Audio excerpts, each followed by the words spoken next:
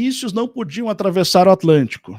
Aí eu pego, tem esse livro aqui, esse daqui foi um dos caras, ele não é o único, tá?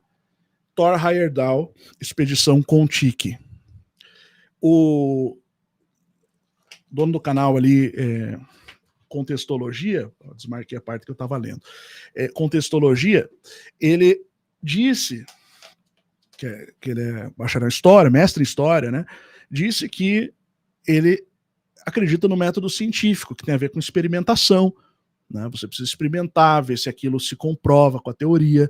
Bom, o Thor Heyerdahl fez exatamente isso, tá? Ele construiu um barco, na verdade 2 vezes ele fez, né? Ele fez e ele fez de novo, tá? Na década de 70, primeiro na década de 40, final da década de 40, em 1947, os caras com uma jangada atravessaram o Pacífico. Deixa eu abrir o livro para você ver aqui, ó. Essa é a capa, tá? Com essa jangada aqui, eles atravessaram o Oceano Pacífico, que é bem maior, tá? Em 1947. Esse barco, essas fotos são da expedição que atravessou o Pacífico. E aí, em 1970, ele resolveu fazer a mesma coisa com o Atlântico. Esse livro aqui é da Expedição do Pacífico, tá? Não da do Atlântico. A do Atlântico é a RA. A Kon-Tiki é o nome da expedição do Pacífico. E a RA-2, porque eles fizeram a primeira vez, aí percorreram 2/3 do Oceano Atlântico, partindo lá do norte da África, só que ele afundou, porque eles não tinham uma técnica de vedação, eles não conheciam uma técnica de vedação boa o suficiente. Percorreu 2/3 do caminho e aí afundou. Tá? E aí tinha um barco acompanhando, tudo para ninguém morrer, né? Então o pessoal dessa mesma expedição foi lá e fez o barco de novo, só que utilizando uma técnica antiga que eles aprenderam com um povo que preservava lá na região acho que é do Titicaca, se eu não estou enganado, tá? Aqui na América do Sul. Mas, enfim, eles aprenderam uma técnica de vedação, que era um betume, basicamente, uma coisa antiga. O barco era feito de junco. Ok? Vamos lá. Thor Heyerdahl. Vou mostrar aqui. RA-2. Eu vou trazer informação nova. Se você já conhece essa informação, fica aí, porque tem coisa nova que você ainda não viu, tá? Esse é o barco RA-2, tá? Com esse barco aqui, ó, 1969... Ó, esse aqui é o site do Thor Heyerdahl, né? Explorador, zoólogo e geógrafo, depende do local, você vai ver ele sendo apresentado de uma maneira, né? Bom, esse aqui foi o RA-1, esse barco aqui, tá? E depois teve o RA-2. Aí com os mesmos tripulantes, menos um que não foi e um outro que entrou, né? Eles fizeram de volta e atravessaram. Aqui eles estão dentro do barco, aqui ele está fazendo anotações. Ele já aproveitou para fazer um monitoramento ecológico no mar em relação a acho que plásticos, se eu não me engano, que tinha no oceano, enquanto ele fez a travessia, né, basicamente, e deu certo. Esse aqui foi o primeiro barco, era um barco até um pouco maior que o segundo, só que foi o que afundou. Aqui a gente tem ele afundando, ó. Tá vendo? Depois de 5.000 quilômetros, tá? Não foi ali no comecinho. O pessoal foi resgatado, tudo, né? E aí fizeram o RA-2. Ele navegou por 6.100 quilômetros de Marrocos até Barbados em 57 dias. Tá? E é um barco feito de junco. Então tá aqui. Só que utilizando um betume, que eles aprenderam que era um povo que mantinha uma técnica muito antiga, né? De betume, tipo um piche que você vai passar ali embaixo, que vai impedir a água de entrar, e aí eles conseguiram atravessar, eles simplesmente atravessaram o Oceano Atlântico. E eles não foram os únicos que fizeram isso, tá? Com um barco muito inferior aos barcos fenícios, diga-se de passagem. Esse barco aqui é bem pior que os barcos fenícios. Os barcos fenícios eram melhor. Ele fala no vídeo, não, os fenícios só faziam navegações costeiras pelo mar Mediterrâneo. Pera lá, você está desprezando um povo que os fenícios, eles formavam, era um estado cujo reino, governo, poder centraliza assim, em seu contexto marítimo. A região da Fenícia era uma região pequena, tá? Que tinha montanhas atrás, não era uma região boa de fazer plantações. Então eles dependiam do comércio marítimo. Tá? O governo tinha a ver, por exemplo, o exemplo de império marítimo, os minoicos e os fenícios, com suas cidades mercantes. Né? E depois um grande exemplo foi a própria Atenas. Mas quando você fala dos fenícios, você está falando de uma tassocracia. Perdão, talassocracia. Falei errado. Talassocracia. Tá? Então é um poder império de uma nação sobre o mar. O poder deles está... o que é importante você entender é que tem a ver com o domínio dos mares. Foram os descendentes dos fenícios que fizeram as guerras púnicas contra Roma, no caso, os cartagineses. Depois, tá? Contra o Império Romano mesmo. Aí a gente tem um outro cara que foi Philip Beale, ou Beale, né? Se escreve Bealow. Philip Bealow, tá? Aqui tá escrito o nome dele. Que fez esse barco aqui em 2008 para comprovar a possibilidade dos fenícios terem cruzado as águas do Atlântico na Antiguidade, 2 anos após terem zarpado do Egito. Esse barco aqui foi feito com madeiras que estavam disponíveis na época, como, por exemplo, o cedro do Líbano, e foi baseado em desenhos fenícios antigos. Por exemplo, esse daqui, ó, compare um com o outro. Tá? Ó. Então ele se baseou em inscrições antigas fenícias, né? Aqui a gente tem representações de um porto fenício na Espanha. O que a história fala? Não, os fenícios realmente, eles chegaram até o Atlântico, eles navegaram pela costa da África, isso o canal falou, né, em questão. Eles chegaram, alguns falam que chegaram até a Inglaterra, né? Aqui uma representação de um barco fenício, você vê que é um barcão, meu, pra época, né? Bom, esse capitão foi lá e fez e atravessou, tá? Ele simplesmente atravessou. Aqui, ó, a notícia. Réplica de barco fenício que está a realizar circunnavegação à África primeiro, né? Então aqui você tinha essa... Ó, o Fenícia era o nome do barco, uma réplica de uma embarcação fenícia construída 600 anos antes de Cristo, largou hoje do Porto da Horta, no Faial, Açores, rumo a Gibraltar, onde vai terminar uma viagem de circunnavegação ao continente africano. Vai lá no Google e se pergunta assim, ó, alguém já reconstruiu uma embarcação fenícia? Tá? Então aí você vai ter aqui, sim, réplicas de embarcações fenícias já foram construídas e utilizadas em expedições navais modernas, mais notavelmente o projeto Fenícia, liderado pelo capitão Philip Bealow, que é isso que a gente acabou de ver. Esse projeto visava testar a capacidade de navegação dos antigos fenícios, especificamente a teoria de que eles poderiam ter circunnavegado o continente africano séculos antes de Cristo. Tá? O navio. A réplica chamada Fenícia foi construída na Síria, utilizando técnicas e materiais que se assemelham aos disponíveis na antiguidade, como a madeira de cedro do Líbano. Aqui tem um detalhe, tá? Essa circunnavegação da África, né, seria basicamente o caminho das Índias, né, que é a nossa história oficial. Evidentemente, eu particularmente, assim, apesar de existirem documentos de portugueses, né, documentos portugueses que falam que realmente Pedro Álvares Cabral queria encontrar o caminho das Índias, errou, foi levado pelas correntes marítimas e acabou chegando no Brasil. Eu não acredito por causa de um outro... Eu acredito que isso possa não ser verdade, né, por outros motivos que não tem a ver com o assunto aqui, mas simplesmente também pela política de sigilo nos descobrimentos portugueses, onde eles realmente não abriam seus conhecimentos, né. Então existe um livro sobre isso chamado A Política de Sigilo nos Descobrimentos, de Jaime Cortesão. Bom, em 2008 o navio zarpou para uma jornada de aproximadamente 20 mil milhas, tá? Passando por 15 países, no esforço de fazer as rotas marítimas históricas dos fenícios. Tá? A exposição demonstrou que as embarcações fenícias eram robustas e ágeis o suficiente para tais viagens de longa distância, desafiando algumas concepções anteriores sobre suas limitações náuticas. Eu só quero ver se com esse barco ele atravessou o Atlântico ou foi só a África, que agora eu fiquei na dúvida aqui.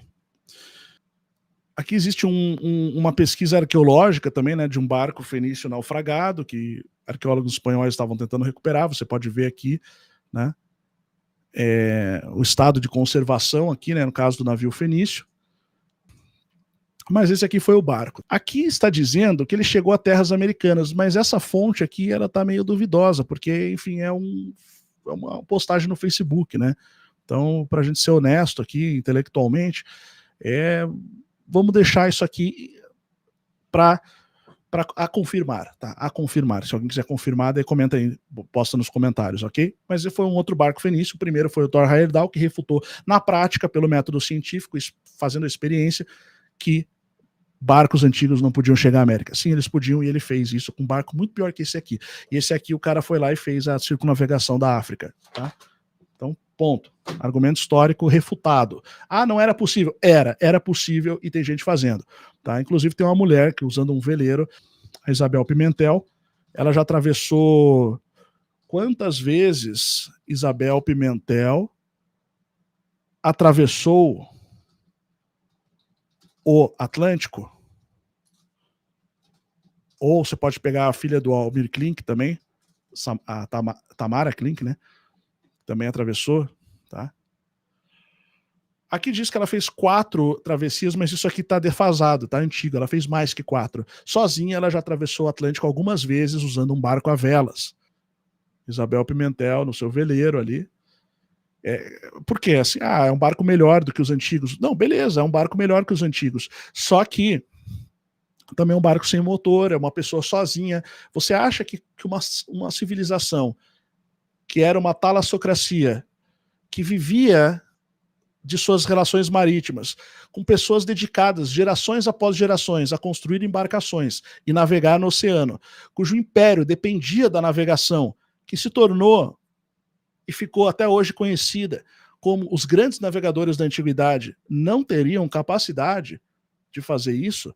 Bom, inclusive nesse vídeo aqui eu mostro um outro caso, onde uns caras construíram uma embarcação lá nos Estados Unidos, bem tosca, tipo uma jangadona, e atravessaram para Londres em alguns dias lá, 30 dias, 20 dias, não me lembro. Tá? Então assim, dá para fazer, as correntes marítimas favorecem isso. Talvez alguém tenha errado pela primeira vez, depois conseguiu voltar, é possível, tá? Você tem correntes marítimas ali que vêm pelo norte da África, contornando pela região do Saara, e conseguem chegar aqui no Nordeste brasileiro, né? Ou, dependendo das correntes, vão mais para o lado de cima ali, para sair lá na Venezuela ou na Ilha do Marajó, na Foz do Amazonas. E para voltar, você consegue por baixo. Tem uma corrente marítima bem favorável que leva você para o sul da África, tá? Mas também dá para ir por cima. Então, assim, é uma coisa não muito difícil para um grande navegador que vive disso, tá? E a gente teve períodos de grandes navegações, argumento histórico, assim, não é o bicho, e realmente pode ter acontecido, e isso foi reproduzido recentemente, tá? Antes, eu queria analisar um pouquinho as inscrições, as supostas inscrições da Pedra da Gávea, como a gente vê aqui, tá? Vamos pegar aqui o próprio vídeo, né, que mostra essas inscrições aqui, os sulcos na pedra. Aí a gente vai ter os próprios desenhos aqui, né, que podem ser erosão ou podem ser uma inscrição. Esse é o ponto, a gente não está afirmando, mas isso daqui é um paleohebraico, tá? É a inscrição de Siloé, uma das mais antigas, mais ou menos dessa mesma época, acho que é até um pouco mais antiga, tá? E perceba como são as letras, tá? As letras, elas se assemelham um tanto quanto, olha essas duas letras aqui, ó, essas que parecem uns Y meio deformados, né? Essas duas aqui, ó. Repare nesses símbolos aqui.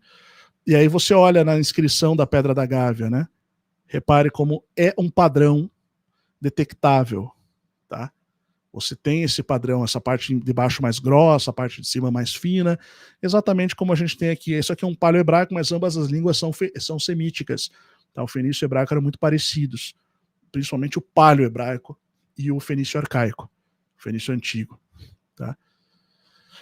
Então, aqui a gente tem um exemplo, né, só para você conseguir ter um vislumbre, né, do que seria essas ranhuras que o Bernardo Azevedo da Silva Ramos concluiu que fossem inscrições fenícias antigas e por que ele chegou a essa conclusão.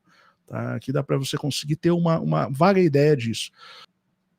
Aqui já está uma réplica, mas aqui já está bem desenhadinho, bonitinho, então isso aqui seria assim, né? Mais parecido com isso daqui. Tá? Olha só como é que fica.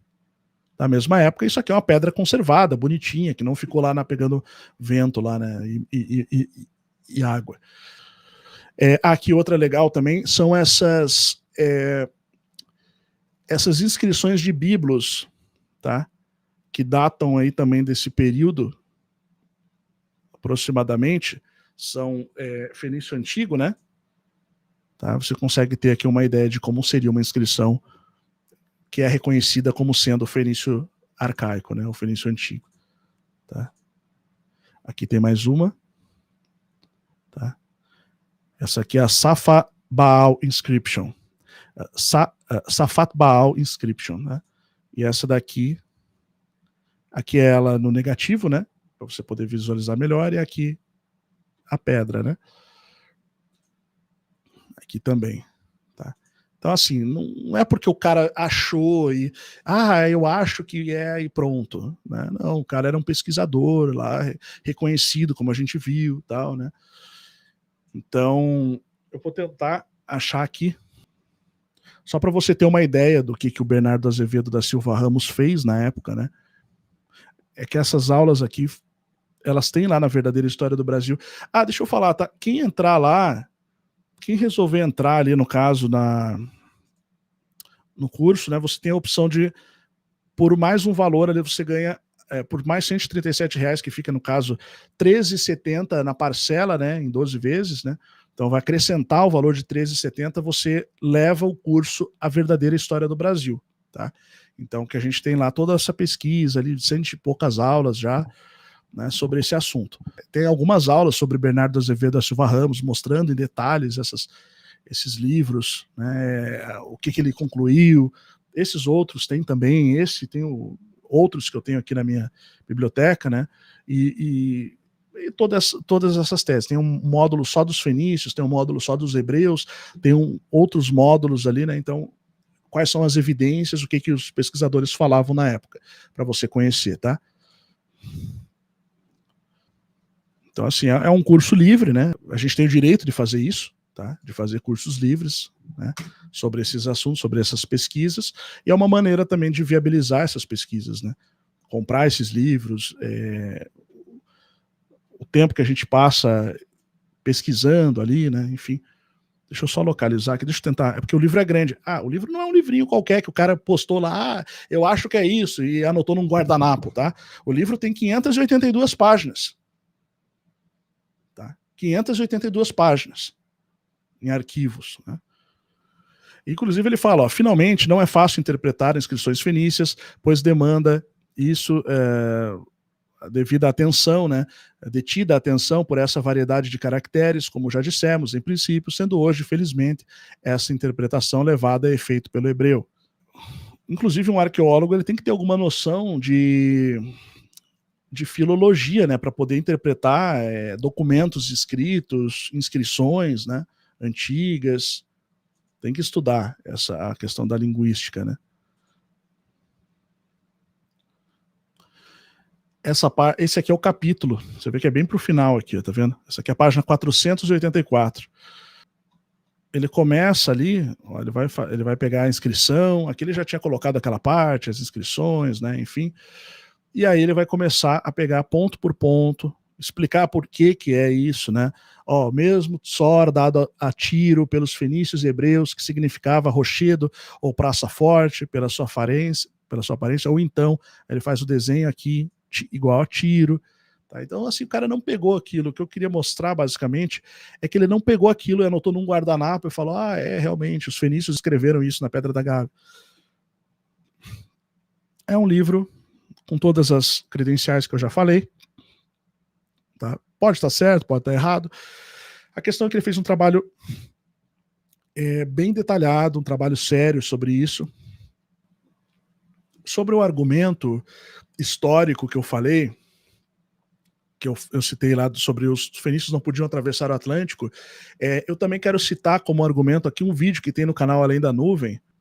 Assim, ó, faz um anexo a esse vídeo, essa minha argumentação, vai lá e vê depois esse vídeo aqui, que é um argumento importante dentro dessa lógica, que é o vídeo Antropólogo Smithsoniano decretou que ninguém cruzava o Atlântico. Tá? Essa aqui é a capa, deixa eu mostrar para vocês. Essa aqui é a capa, ó, tá? Pequenininha aqui, falsificou a história, Smithsonian carimbado na testa. Então, esse é o vídeo, Antropólogo Smithsoniano decretou que ninguém cruzava o Atlântico.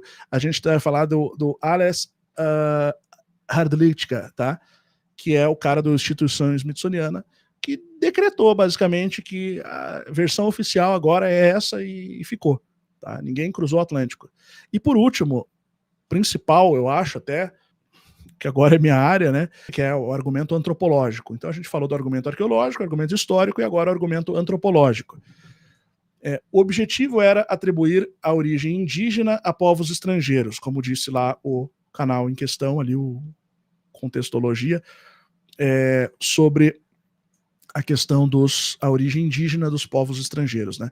Então ele vai dizer, ele traz a versão atual, né, hoje, que é tida como dominante, né, pela antropologia, no caso, que vai dizer assim, basicamente, que os indígenas, eles têm assim, a gente não vai conseguir, a gente não pode fazer isso, porque isso seria etnocêntrico, você querer dizer que, enfim, que eles vieram de um povo antigo, porque isso tem a ver com as teorias antropológicas mais antigas, do século XIX, principalmente, especialmente a evolucionista e a difusionista. O difusionismo, o evolucionismo, e depois, assim como o difusionismo, vão dizer que tudo surgiu de um ponto. O difusionista, ele vai dizer, que era muito comum no passado, que os povos surgiram de algum povo específico, algum cenário específico, e se separaram. Então, de fato, a maioria dessas teses, elas têm, de fato, essa carga difusionista, né? A gente tem que ser honesto. Então, sim, é porque as pessoas acreditavam que no passado tudo começou de um ponto, então eram descendentes de Noé, que se espalharam pelo mundo, né? Ok, beleza, a gente precisa levar isso em consideração e como antropólogo, o profissional ele precisa reconhecer também que assim como o indígena tem a sua forma de pensar, né, que é decorrente da sua própria alteridade, da sua própria maneira de se formar como povo, como indivíduo, os europeus também tinham. Os europeus que chegaram ao Brasil. Eles também tinham a sua própria maneira de pensar. Na antropologia eles vão dizer o seguinte, eles faziam isso porque eles queriam impor o seu dogma para os indígenas, então eles fizeram isso tudo de má fé. Não, eles faziam isso porque eles acreditavam nisso e porque de fato era a forma como a sua maneira de enxergar o mundo funcionava. Então todo o projeto missionário que foi feito tinha essa função religiosa, de conversão de fato, né? Então, assim, na cabeça do europeu da época, que fazia esse trabalho, ele não estava fazendo isso por mal, né? Ele estava fazendo isso porque ele achava que isso era necessário e era parte do plano divino, basicamente. Então, a gente tem que ser honesto nesse ponto. Agora, quando o Ales Hrdlicka chega e fala isso, que ninguém cruzava o Atlântico antes, ele faz precisamente, tá? Porque, e ele diz isso, porque somente os povos brancos europeus da época, os europeus, né, só que branco fica entendido, porque ele era, enfim, ele acreditava na superioridade ética, ele tem trabalhos onde ele compara lá os crânios, sabe aquele pessoal do evolucionismo científico? O darwinismo científico, o darwinismo social, que pegava lá um crânio de um africano ou de um aborígene da Oceania, e aí comparava com o crânio branco e dizia, o branco é mais evoluído, porque é diferente. Então, para eles, isso é o etnocentrismo, você considerar a sua própria etnia como superior. E a gente sabe que isso, assim, sempre deu problema, né? É a Segunda Guerra Mundial que eu diga, esse tipo de ideia furada, né? Hoje, a própria ciência, ela nega isso. Então aí eu pergunto para o canal Contextologia, peraí, o cara que disse que fenícios não atravessavam o oceano, ou egípcios, ou qualquer povo babilônios, enfim, qualquer povo. O cara que disse isso, ele disse isso porque na cabeça dele só o europeu branco podia fazer isso, porque a sua própria etnia, na visão dele, era superior e a única capaz de fazer isso. Meu amigo, isso é precisamente uma tese etnocêntrica e eurocêntrica.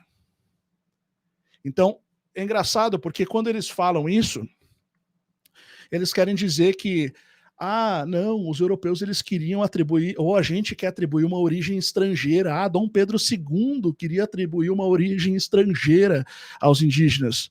Uma ova. Na verdade, é justamente o contrário, é trazer uma origem plural, uma origem que diversa, que vem de vários locais do mundo, tá? E por isso tem uma riqueza cultural. Porque assim, qual é a diferença de você falar isso?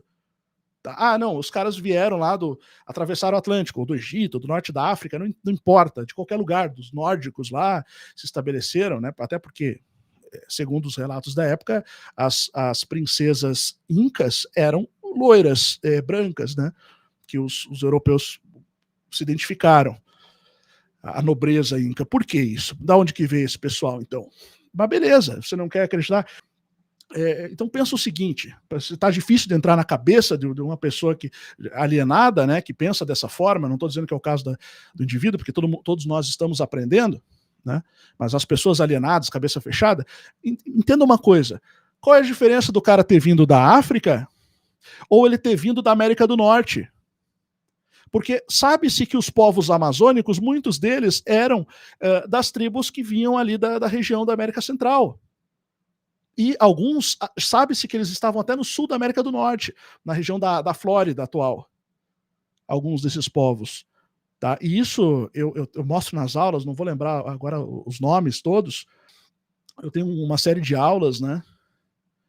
Onde a gente fala de povos ali da época, onde o padre Samuel Fritz relatou ter encontrado, isso mesmo, o missionário Samuel Fritz, relatou ter encontrado, jesuíta boêmio, né, alemão, hoje tcheco, né, seria, mas a Tchequia, mas esse jesuíta, ele teria encontrado povos ali que usavam ouro, muito ouro, né, pendurado e tal. Então, veja, eu vi teses ali de pesquisadores, cientistas, antropólogos ali da região da Amazônia que falam tranquilamente que os povos ali, nessa época, existia um povo, eu não vou lembrar o nome das duas tribos agora de cabeça, tá? Porque eu não me preparei para isso, né? Mas tinha uma tribo indígena, um povo indígena que guerreava com os povos amazônicos ali, eu tô falando bem do biolão da Amazônia mesmo lá, né? Meio da floresta, mais pro norte ali, que guerreavam com um povo que veio mais do norte, que era um povo habitante da América Central. Tá? E aí eles entravam em guerra, e esse povo da América Central que veio, no caso eles chegaram e no passado, quando eles derrotaram as tribos indígenas, eles matavam os homens, ou quando eles derrotavam as tribos, né, eles matavam os homens e pegavam as mulheres para si. Tá? Os guerreiros ali que derrotavam a tribo, né?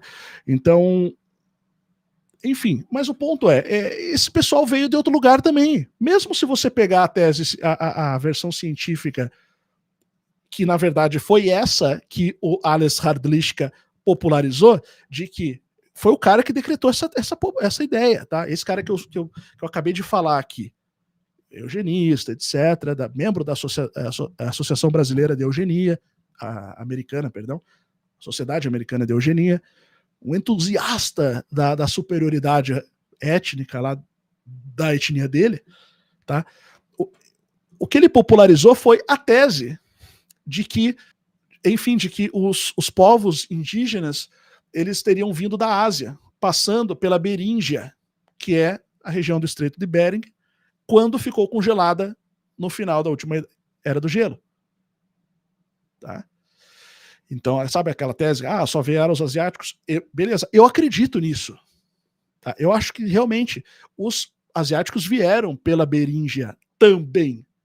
Mas a questão é que eu estou falando, o ponto é que há uma diversidade de etnias indígenas né? E, inclusive, isso fica mais claro ainda quando você é um historiador honesto e vai olhar o que está escrito nos relatos dos primeiros que chegaram lá e que se depararam, realmente fizeram o trabalho de campo, né? Primeiro, e chegaram lá e se depararam com os indígenas, e o que eles falaram, por exemplo, como eu citei no começo da live, Gaspar de Carvajal, entre muitos outros, que falavam de mulheres guerreiras, brancas, muito fortes, altas, que eles chamaram de Amazonas, inclusive é por isso que o rio Amazonas é chamado de Amazonas até hoje, em referência às mulheres da mitologia grega, as mulheres guerreiras amazonas. É só por isso que o maior rio do mundo, ou do Brasil pelo menos, acho que é o do mundo, né? Considerado hoje já, que uma época era o Nilo considerado, mas hoje acho que já se considera o rio Amazonas. Para não falar besteira, vamos lá, o maior rio do mundo. Rio Amazonas, exatamente. Então, olha aqui, ó, superando o Nilo, inclusive, ó. Você vê que eu não estou desinformado. Então, assim, eu estou pesquisando isso faz um bom tempo, não foi uma coisa assim, eu vi no YouTube e aí comecei a falar. Não, cara, isso aqui eu tenho um monte de livro, tá? E os caras realmente defendiam essas coisas, falavam essas coisas. Recomendo também os livros do Aurélio de Abreu, né? Aurélio Medeiros Guimarães de Abreu, Aurélio MG de Abreu, você vai encontrar. Aurélio M.G. de Abreu. Tá? Os livros dele também são bons. Civilizações Perdidas das Américas, Reinos, acho que é Reinos Desaparecidos, Povos Condenados, alguma coisa. Eu tenho uns 4 livros dele. Tá? Assim, é um antropólogo também. Então, assim, não existe só gente que nega essas coisas. Não existe só pessoas que são fruto do materialismo histórico dialético na academia. Tem pessoas, sim, que estão dispostas a bater, assim, a questionar. Não digo nem bater de frente, a questionar, a levantar perguntas incômodas. Enfim, eu falo de vários. Tem uma mais recente também que fala da presença judaica na toponímia brasileira. Presença judaica na toponímia brasileira. Tá? A gente tem, eu faço uma análise desse trabalho também na verdadeira história do Brasil.